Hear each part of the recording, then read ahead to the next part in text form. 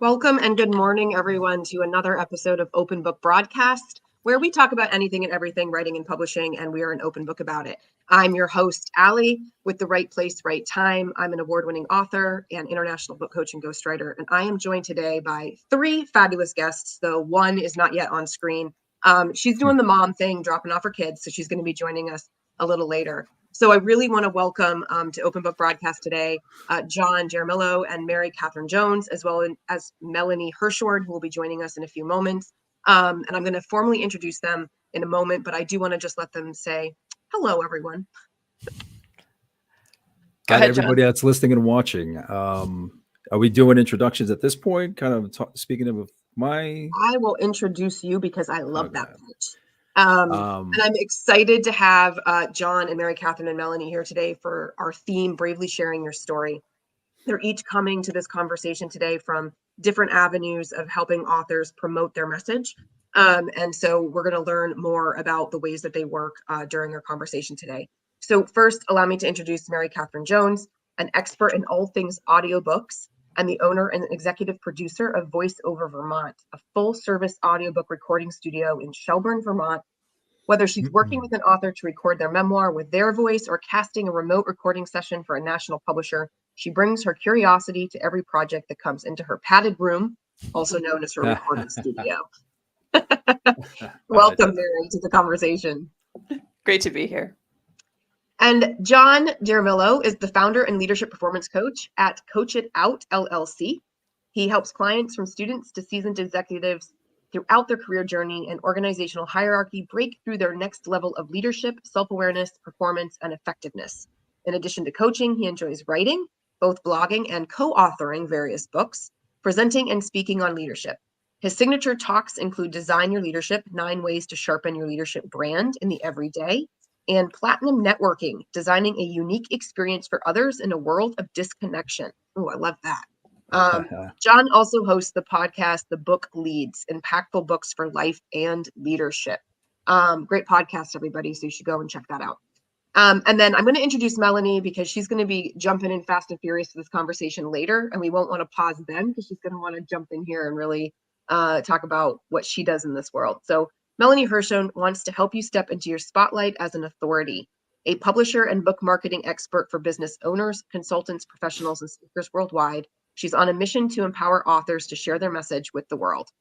With her comprehensive background of over 20 years as a celebrity publicist, award-winning journalist in radio, print, and TV, as well as clothing designer and entrepreneur, Melanie is uniquely positioned to support authors to step into thought leadership and make big impact with their book. Her new book, Make a Big Impact with Your Book, is available now.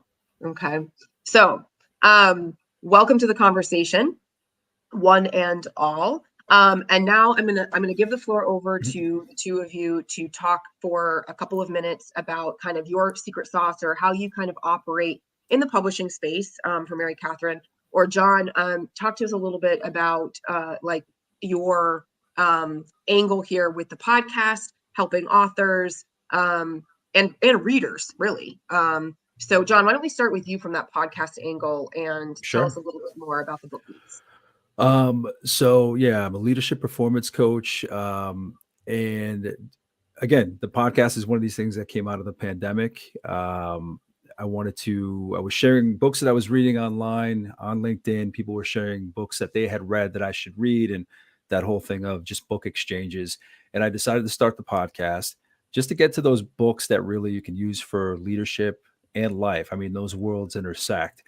But it's evolved more to storytelling. It's evolved more to finding out who somebody is all about, what they're into, what they're passionate about, the ups and downs of their lives. So the podcast started with the books as the focus, and nothing's changed in the podcast. The questions are the same, but I've been taking more from the story of the author or the guest, because the guest doesn't have to be the author of the book they're discussing, but just hearing their story. So I have a deeper appreciation for someone's story. And even though we're all on social media and we're all trying to get clients and put our business out there and our value out there, I find there's nothing like these kind of conversations where you can actually look somebody in the eye when they're talking about what they're passionate about, hearing the tone of their voice, hearing the stories that they're sharing. So that's that value. Just because if somebody's marketing their book, they may have the most beautiful materials, they may have the best social media presence, but I think just hearing that voice, like I said, just lends that depth of just how real their story is. And you recognize when you hear for somebody's voice, you recognize the details of what they're saying and also the tone. So it's about connection. When I stand up from these conversations, literally stand up from the desk after recording an episode, I feel connected to one of my fellow human beings just because of how much they've shared. So anything that I can do to help those people share their story and get those stories out there, I'm all for it.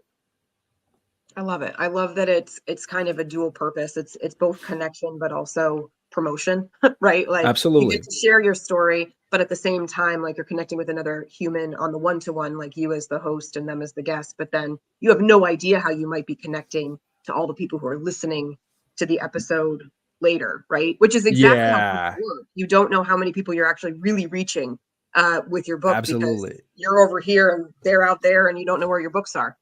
And I don't look at it as an interview. I always say conversation.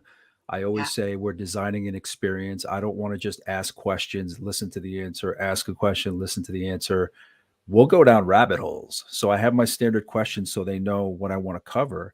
But if I hear something that they're sharing that sounds interesting or they kind of drop a little hint of, I'll ask about it because I really want to get to know who they are as a person, not just the kind of facade that we all show, the professional facade of what we're trying to do. So it's very conversational. They go from the shortest being maybe 35 minutes to an hour and 35. I don't force it, but I really, while I have that person here, want to pick their brain. And I mean, we live in the age of digital, so you can pause a podcast in the car, listen to it in the shower, in the office. So I don't want to just keep them there for 10 minutes. I really want to know who they are.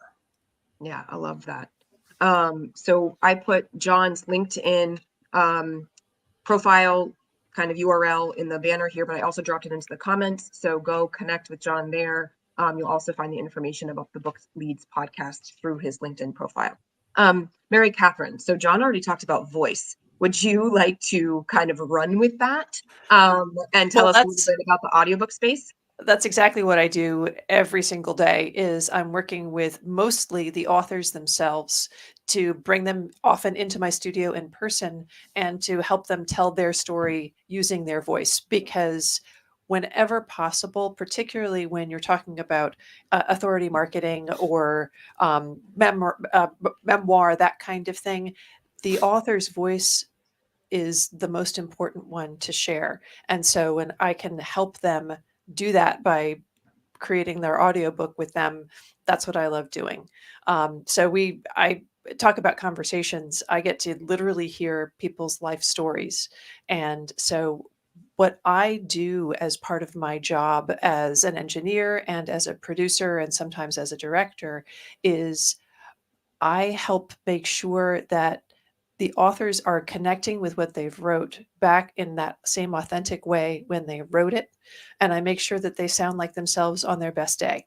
That is my job, and that includes, because whenever you're recording, you stop, you stumble, like you're like, I guess I forgot how to read. That's part of the process, and we laugh and we stop the recording and then we keep on going and then I clean it all up after it's done and then there's something that you can share with your family and with the world. So that's what I do, and I love every second of it, particularly for the same reason that John was saying. I get to know the people I'm working with. We get to have this genuine connection. I think about, their kids. Like, oh wait, isn't a wedding coming up? I really, really enjoy that. So let's talk a little bit about how what you do is different than maybe some other audiobook producers. Like what do you feel sets you apart, Mary Catherine, when it comes to working with authors in that audiobook space? Well, for one thing, most of the authors I work with come here to Vermont, and sometimes they come from across the country to work with me, which is really wonderful. And of course, thank you, Vermont, for being Vermont. But I offer some true Southern hospitality here in this northern climate. And what I mean by that is that the experience of coming here and working with me is that I make you feel comfortable. If you're not comfortable, then you're not going to be able to connect with what you're reading because you're worried about like, oh no, am I in the right place with the mic, or did I make a noise, or did, worrying about those things. And I make people feel at ease. And I'm able to do that even if we do a remote recording. It's really just about being there and being reassuring and remembering to smile when you're reading. Remember to say, slow down a little bit. What you're saying here is important. Why don't you think about that? And then let's try that again. And so it's really about comfort and knowing that you're not sort of going into a room and pushing record and hoping something good comes out at the end. Now, you have a background as a voiceover, what would they call actress? What are they? I am a voice talent. Voice talent. Okay. I have to imagine that not every audio producer has a background themselves in being voice talent and understanding what it is to be the voice, right? So you must bring this kind of unique and different way of working with people because you know what it means to be in the booth and what it means to project and to practice your voice and to relax your voice and to exercise your voice and when to inflect and things like that. So I think don't forget to be marketing that piece. Well, one of the things and I wasn't planning on showing this, but one of the tricks that I use with many of the authors I work with is an old voiceover trick. Now let's see how this shows. So do you see this? It's a cork. So what we do when we're about to start recording is we will put the cork, I will say, let's work with the cork, and basically have them read the first paragraph. When the cork moves, what are they doing this? What's this? Really? Because what that does is it opens up the embouchure. And it is absolutely, you can hear this on the recording, the voice is projected forward, it is clearer and more articulate. So that's just one of those tools of the trade. Look up voiceover and cork. If you ever invite me back, next time you're just going to see a jar of corks right over here, right on my desk. Oh my gosh, I love that. I had no idea. That's a great little Absolutely. I mean, that's good for anybody. I mean, it's good for do a keynote or even before you go and network, probably. Absolutely. It's a great little trick, things like that, making sure that you stay away from dairy. And that actually goes for anybody who's going to be near a microphone. Just no dairy in your diet for a few days prior, because otherwise it sounds like you got a bowl of Rice Krispies in your mouth, and it's not nice. Really? I love it. All right. Some really amazing tips from Mary Catherine Jones this morning to get you prepped for the next time you're going to speak. John, what do you think sets the Book Leads podcast kind of apart from perhaps other podcasts that focus on promoting books or authors? I don't know. I really don't know.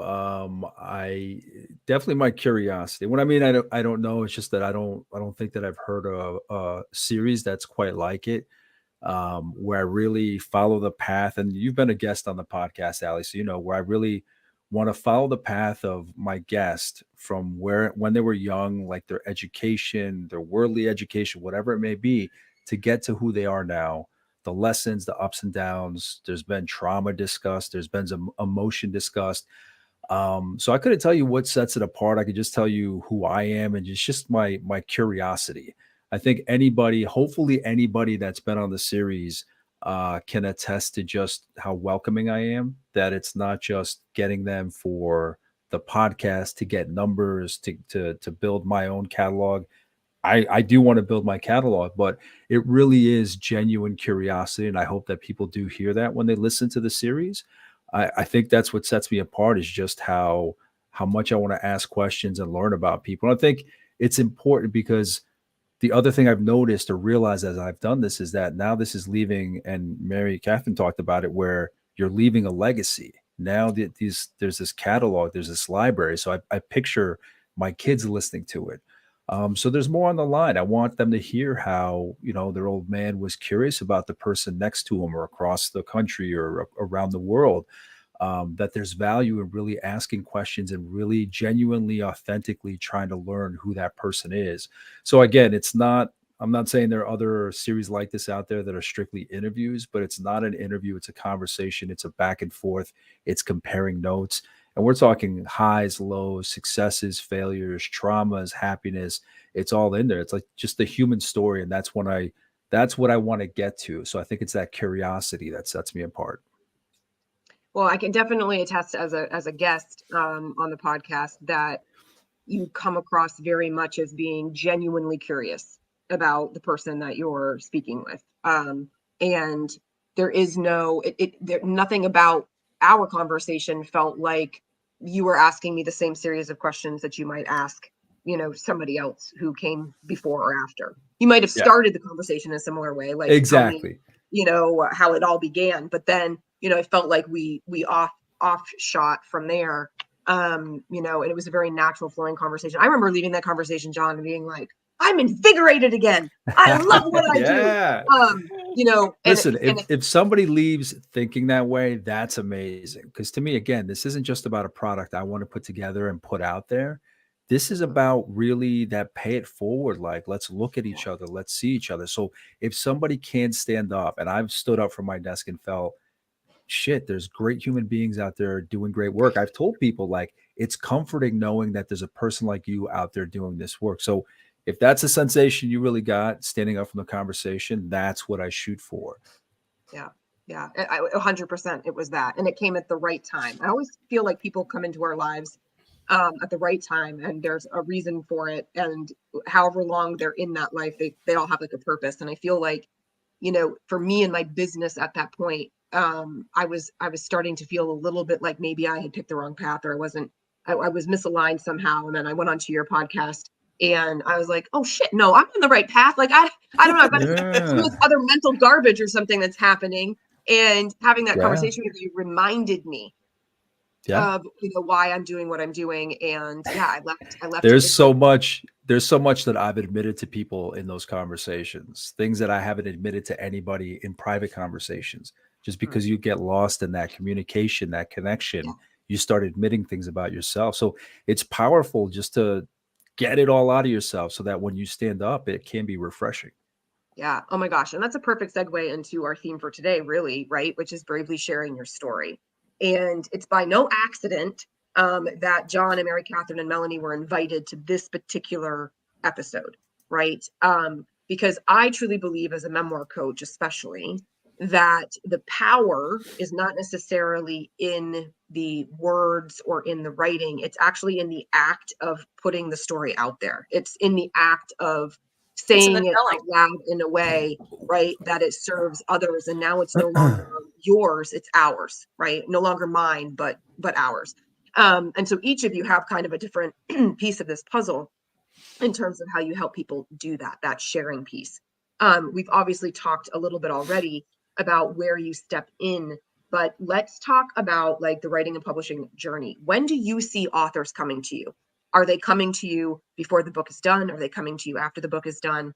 Are they coming to you when they're emotionally ready? So maybe it's years later after the book's already been published. Where are you seeing these people?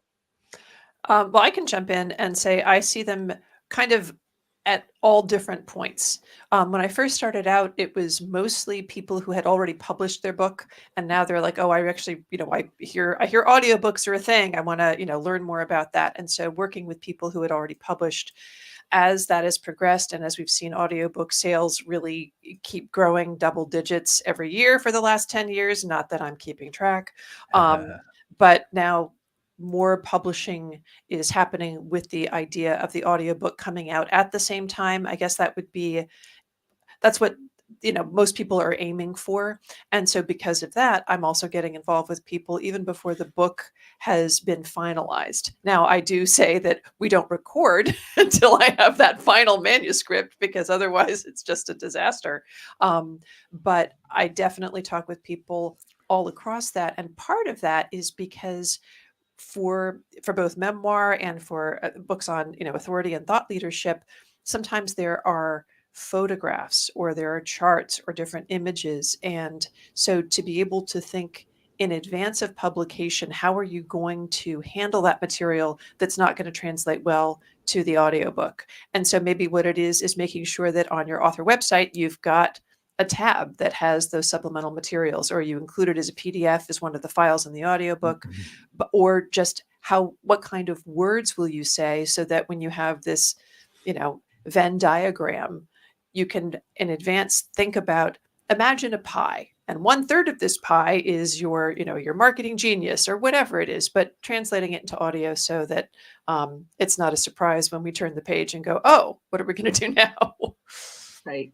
And John, you said something earlier about how really the book leads kind of began with people like readers talking about books that they had read, but now you're being sought out by authors. So tell us a little bit about when they're seeking you out. Are they also hitting you up after the book's already been released, or are they doing what they're supposed to be doing, which is building that platform? And I'm going to tap Melanie on that in a second. So Melanie, there's your cue. So, yeah, that as Mary Catherine had said, it's all across the board. So it's authors that have had books out for a couple of years now, and they got 6 or 7, and they want to pick one. I've had repeat authors come back to discuss another book that they had put out. I've had repeat guests where they covered a book that had been out, and then they said, I'm working on something now. I'll reach out when it's ready. And I actually have somebody coming in, or not coming in, but we're recording this week on the book that she just put out. So I'm lucky where I'm getting my name out there. People are learning about the series. So again, you have the best strategy of when they should start laying down those messaging points. But it's been people reaching back into their past and people discussing what they're working on, and then people coming back and saying, okay, the book is out, let's go. So I'm glad that I can be a part of that story, no matter where I fall, whether it's the book's coming out later or it's come out in the past. Just getting those book titles and those messages out there is what it's all about anyway. Both what you had to say, Mary Catherine, about when authors are finding you, and you, John, too, about how they're finding you at different times. I think the one thing that's really great about the fact that people are finding you at different times along the journey, especially for those who it's been a year or 2 years or whatever it is, that shows us that there are authors out there who are not stopping in terms of their promotion and marketing, right? They're continuing to figure out how to leverage those books in new ways. Right. And so maybe they didn't get around to doing something a couple years ago when that book first came out. Now they've got the time and space to go after the podcast, to go after the audiobook. I know there are things that I failed to do with my first book back in 2020 because of a variety of other things that were happening in my personal life. And then it was a year later and I was like, oh man, I should probably get back on the marketing horse here, and re-leverage and do some of the things that I failed to do originally for any number of reasons. So I think it's great that people are kind of coming to each of you when it's right for them for whatever reason. Now, we do have an ideal place of when we would like people to come to us, right, Melanie? Nice to see you. Jump on in here. Join us in this conversation. We're talking about when authors find us and need us. Oh, yes. So it runs the gamut for me. But I do find majority, in terms of the book marketing help that we offer, they had published a year ago, 2 years ago, and they realized they put so much time and effort into the book. They spent so much money. Don't even get me started on the predatory behavior in the publishing industry, because I won't stop. They spent so much money and then nothing happened. They were promised marketing with jazz hands, and they got a checklist and go do it yourself. So a lot of them come to us and they say, you know what, there's still life left in my book. I want to see it through.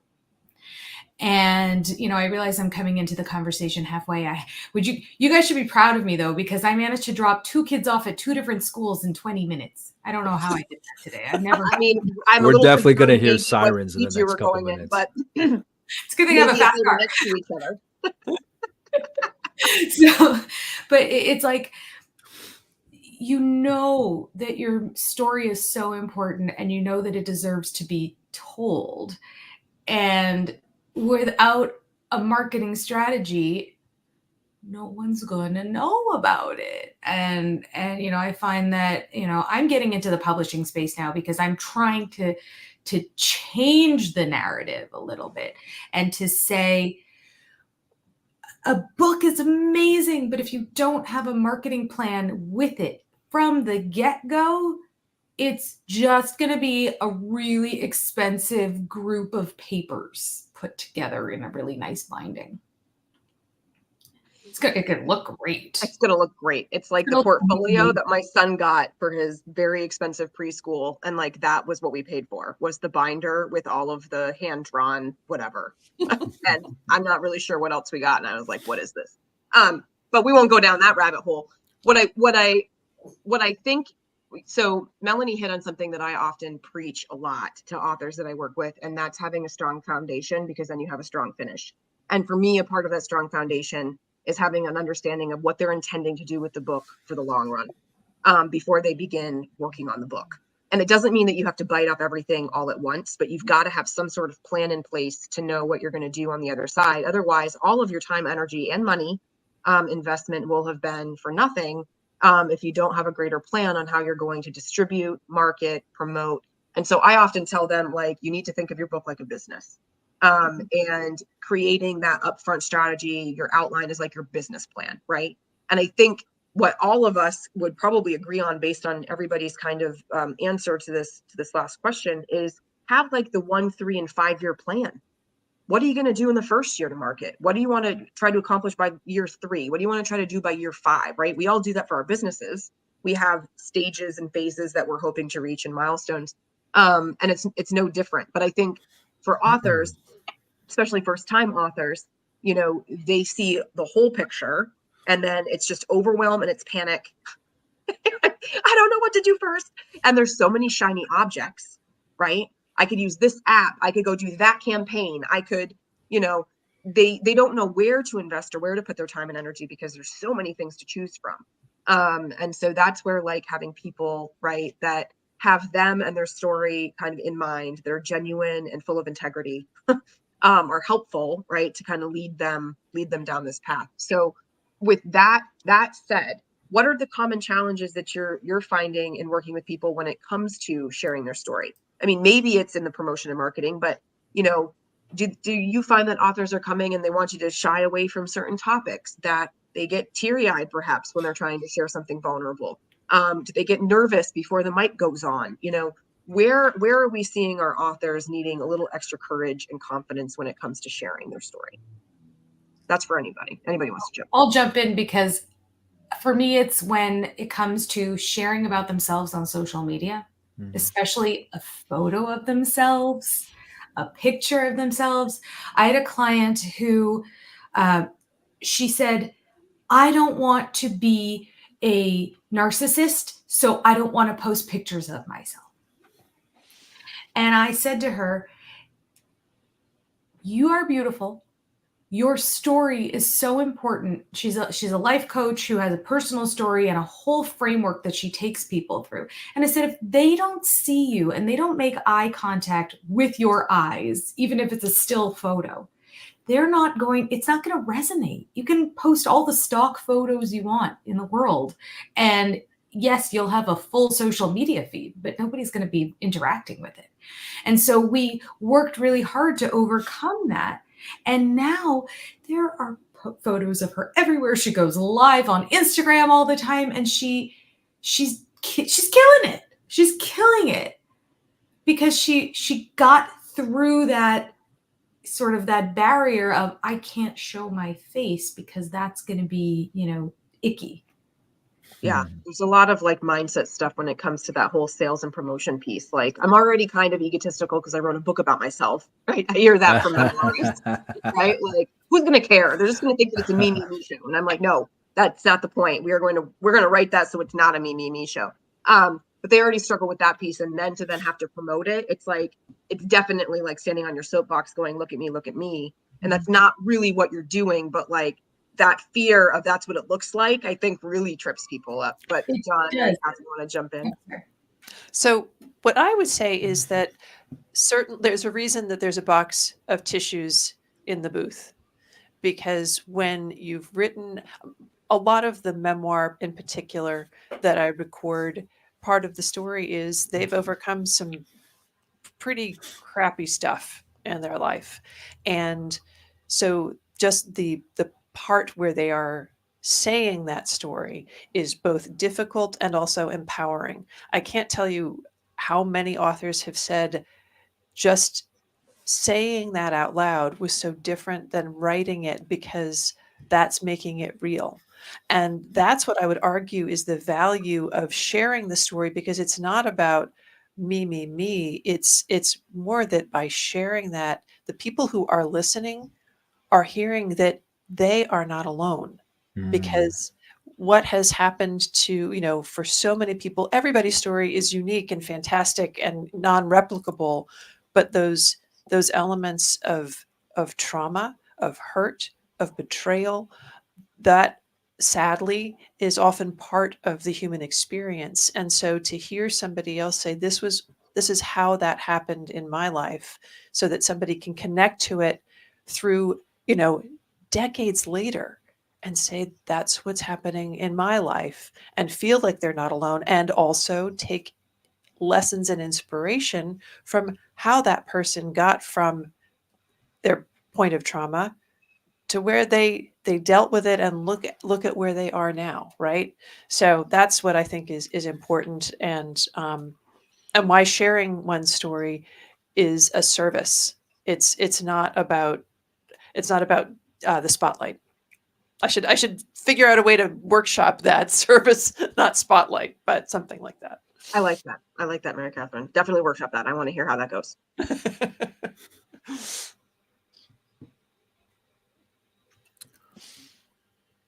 Oh, I want to give space for John. I can't. He's got something to add. He's thinking. No, No, I was going to say the same. Even in working with clients about how to step up, worried that something comes across as ego. If you step up a certain way and just leave it at that, it can be interpreted the wrong way. You have to control your narrative. So if you're going to put something out there, if you're going to share something, you always have to be the one in control of your narrative. So you could put a picture on your page, somebody else could do the same, somebody else could do the same, and they may be received differently based on the context, based on the text that's accompanying that picture. So it's always control your narrative. What are you trying to put out there? So I hesitated only because it kind of builds off of what the ladies were saying, but yeah, it's important to understand that somebody, and Mary Catherine had spoken to that, like somebody needs to hear what you have to say. And we all want the masses to hear it. Obviously, we all want success in that fashion. But I hope that people appreciate the power of just impacting one person, even if that impact is really saving their life, because they can finally hear the tone, the words, the story from someone. In my case, the podcast, and Mary Catherine's, the actual voice of the author. It's important to get it out there because people need you. You know what I mean? There's so much bullshit out there that's standard or, influencer type where it's for the likes. It's pushing the envelope, but in the wrong way. So I think the genuine story so that people can connect with you. And it kind of sounds cliche. We hear it all the time, but it's a firm reminder I think people need to get your story out there, because people may not know they need your story. But there's a lot of times where people have written me and said they cried listening to an episode because that person, the guest, went through something that the listener had gone through, and they had never heard somebody put it in those words. So they saw that thing that happened to both of them. They saw that experience that happened to them now in a different, not positive light, but something that they can treasure, they can move forward with. So get your story out there, whether it's your picture, whether it's your voice, because people need it, and they don't quite know it, but always know that you have to bring the value. So yeah, put up a picture, but have the value to always back everything you're doing up. Yeah, that's great. So I think, everybody's kind of touched on that human experience piece. And so in memoir writing, one of the things that we focus on is something called the universal element. It means what's the heart of the story that resonates to your reader, that you are illustrating through your experience, but is ultimately about this thing, right? Another kind of literary mind, Vivian Gornick, wrote a whole book on it called Story versus Situation. So the story is the heartbeat. That's the center point of everything that's being said. Story is actually the emotional or thematic thread, whereas the situation is the circumstances and experiences that illustrate that main point, right? So Harry Potter, only because that's the thing that came to mind first, even though it's not a memoir, the story of Harry Potter is like good versus evil, right? It's not? It's not a memoir. I'm sorry, John. Spoiler alert. And my kid's going to be bummed. He's going to be totally devastated. Good versus evil, or love and belonging, or acceptance, whatever. Those are like the thematic threads that are in that series, right? The situation is like the battle between Harry and Voldemort in the graveyard, right? But really what we are talking about through books is the thing that is connecting the human experience between the author and then the reader. And I find that when clients are coming and they're worried about sharing their story because they're worried about the ego or narcissism or making it seem like they're being selfish or self-centered, it often has to do with the fact that they haven't actually connected to the actual story that they're telling. Mm-hmm. They know the experience, they know the situation, they know the things that they are going to share in terms of what happened to them, but they haven't gone further underneath that surface yet to determine what they're really saying. And once they determine what they're really saying, what they're really sharing, that kind of like sheds a little bit of that ego fear, because they're like, oh, now I can see how what I'm saying could help somebody else, because now I realize that it's not actually just about me and this experience. It's about this greater thing that a lot of us actually, go through. But I think, John, the other thing that you hit on that I want to let others kind of weigh in on is does everybody have kind of this philosophy, as long as you reach one person, it matters? Because that's totally where I'm on board. Like, I tell people that all the time, like, forget the crowd of like faceless people that you're worried about impressing. Who's the one person that you really need to write to? 100%. Yeah. No, I think that's huge. You put stuff out into the universe, and you don't know when or how it's going to be received, but it now has the possibility of being received. So it absolutely makes a difference. And the older I get, the smaller the world is. And some things, seeds that were planted. I ran into actually some publishers who are now friends, but way before we'd established that connection, back 30 years ago, they put together, just basically for fun, a series of stories and music on cassette that they, had a little tiny subscription service, and, it probably reached like 7 people. I was one of them. Well, fast forward 30 years, and we meet at this, convention, and they mentioned, oh yeah, we sort of did this thing. And I said, wait a second, I was a subscriber. And they were like, what? And I said, that was like the most important thing for my children for 5 years. And they were like, what? And so that was like, yeah, what are the odds? I don't know, but what they did certainly had value to me and my kids. And so I am certain that will be the case, whether you ever get the pleasure of knowing it or not. But for people who are brave enough to tell their story. Yeah. I mean, I can think of countless books that, like, if it helped nobody else, it helped me. Like, and I have to imagine that that's not the case, but I can think of some very critical points in life where I received a book or I read a book that was exactly what I needed to read at the exact moment that I needed to read it. And so it was like, yeah, it mattered to me, the reader, in that moment, right? So I have to imagine that as an author, like, it's reciprocated. It's the same thing. So let's just go around. What would be one practical application or recommendation that you would give to an author to help them overcome this fear of sharing their story? Melanie, let's start with you. It all goes back to your mission. It is so much easier to talk about your book when you take yourself out of it and you talk about your greater mission. Why did you write this book in the first place? Did you write it because you want to help one person who's, 5 years behind you? Did you write it because you want to start a new business venture? Did you write it because you want to, create a movement?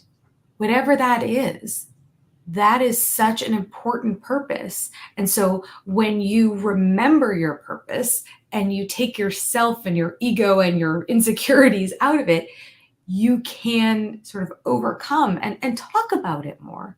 One of the things I hear all the time from authors is, well, I wrote a book, but I don't think anybody knows about it because I don't talk about it because I talked about it one time. And I think that that's enough. And so, I mean, like, you guys, like, take a look. See, there's my book. There's my book right there. And I talk about it all the time because your book is not going to fall off a cliff. Your book is evergreen. Even, you know, I had a client who wrote what would be called a pandemic memoir, which nobody wants to talk about that anymore. But we reframed it and we called it a story about a parent understanding what it's like to have a neurodiverse child. And after the pandemic, with, you know, the marketing, we got that author's book into a pretty notable bookstore in the Colorado area, even though nobody wants to talk about the pandemic. Greater mission.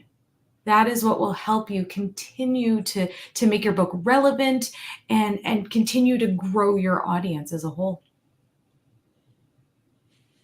It's great advice. Yeah. And that all goes back to what we said earlier, right? Know your why and know your strategy before you start so that you've always got that kind of tap route to anchor down. John or Mary Catherine?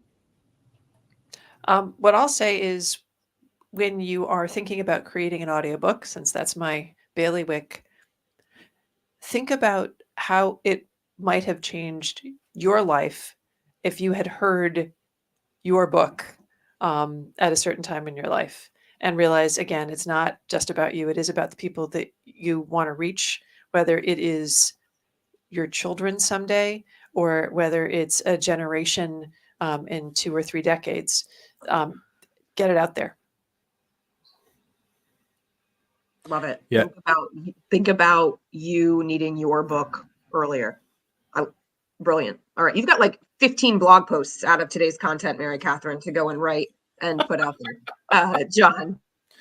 I would just say get around the right people. Because you can listen to what we're saying. You're like, okay, I have a story to tell. I'm ready to put it out there. But if you're not telling the right people, you need like that reinforcement to keep that fire going. So you could be around great people. That's why I say like motivation and support are different. You may be around your family who's very supportive of what you do. They may not quite motivate you though. So I would say find people that are trying to do the same thing. Try to find people that are trying to get out there. Try to find people that are doing the reps. To me, it's all about doing the reps. But most importantly, finding communities such as this, where people are trying to do that work and they're supporting each other and they're finding the value in each other's stories. So if you limit yourself to your circle that's supportive of what you're doing and they'll be there, but they're not really firing you up, find the people, find the communities. And I think this day and age, I think we're in the best era ever for things like this because I haven't met any of you in person. And we completely agree on all of these topics, everything we've learned from each other. People even 10 years ago didn't have that. 15 years ago didn't have that. So there's no excuse for I can't find people that are like-minded. Not that they have the exact same thoughts, but the same kind of wanting to perform, wanting to get out there, being ambitious. So there's no excuse this day and age with all the connections you can make, the curiosity that you can have for people on LinkedIn reaching out for a virtual coffee.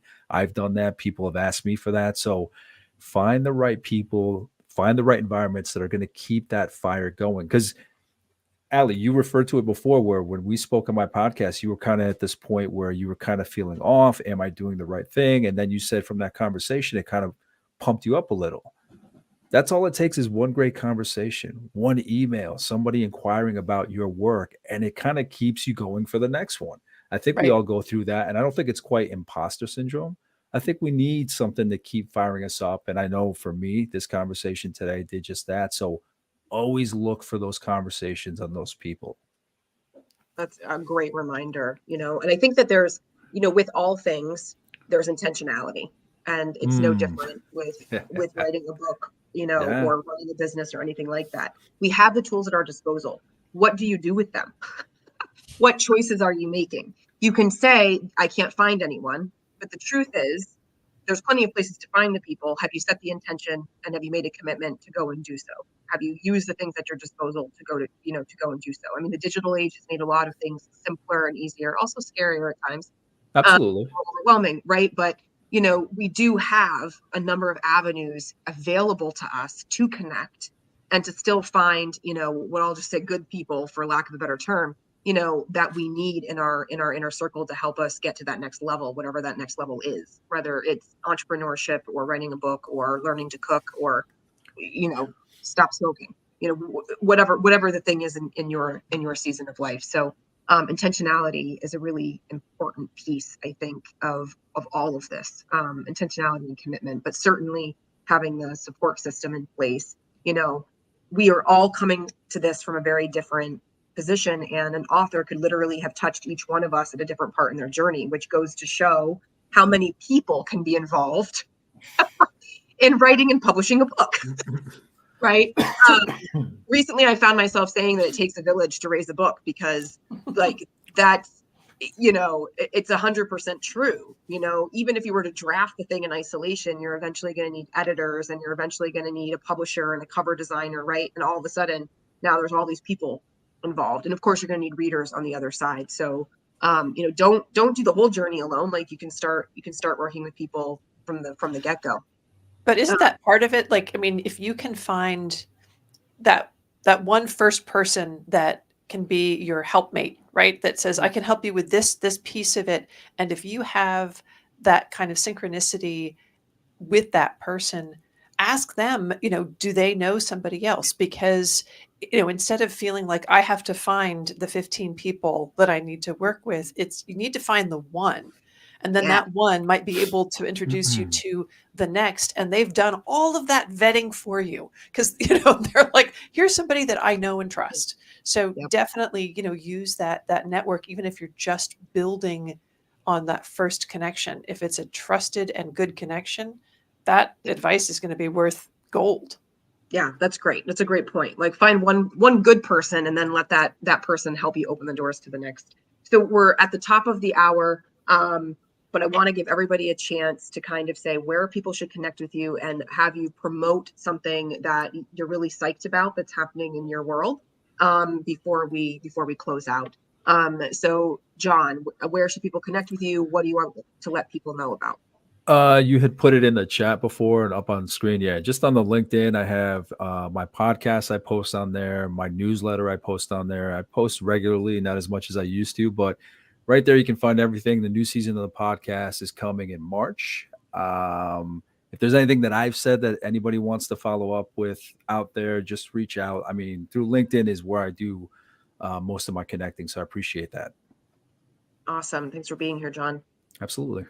Mary Catherine, what do you want to let people know about? Come to Vermont and record your audiobook.